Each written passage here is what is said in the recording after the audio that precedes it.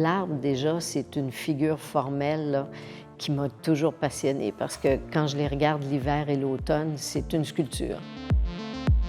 La mission de SILAB, c'est vraiment créer des liens entre les arbres et les humains. Donc ça, c'est vraiment, dans tout notre travail, tous nos projets, c'est vraiment la base. Alors on aime beaucoup se promener, donc ça c'est sûr qu'on fait beaucoup de repérage. Et puis au hasard de nos rencontres, qui ne sont pas des hasards généralement, on discute avec les gens, on aborde les gens. Alors soit on aborde le côté, on voit un bel arbre et puis on se dirige, puis on demande autour de nous.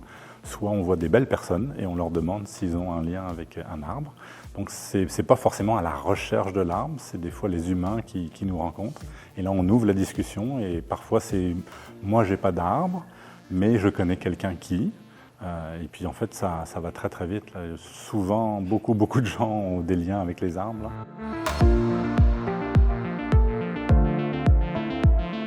Je vais chercher une branche, je fais la cueillette d'une branche avec laquelle je vais faire un raciel, une sculpture en 3 dimensions. Et ensuite, on se donne rendez-vous pour un portrait. Alors, il y a la séquence, la rencontre, la cueillette de la branche, le rendez-vous pour le portrait et puis une prise audio pour que la personne nous explique un peu ce rapport-là que la personne a avec l'arbre. Et moi, je fais une transcription ensuite qui se retrouve sur notre site.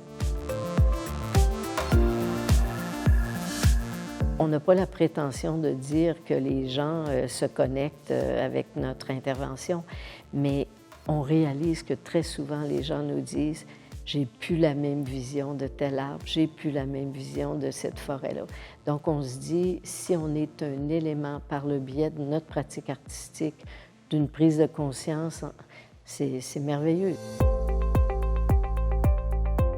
Les arbres sont tellement connectés déjà qu'on est à l'écoute de cette connexion-là.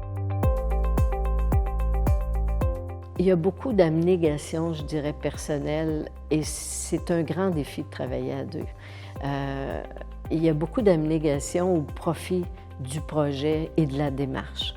Donc, c'est un exercice quotidien sur nous de toujours essayer de garder les idées qui sont au service du projet et pas au service de l'ego. Notre slogan, c'est « beaucoup de lumière, un peu de matière ».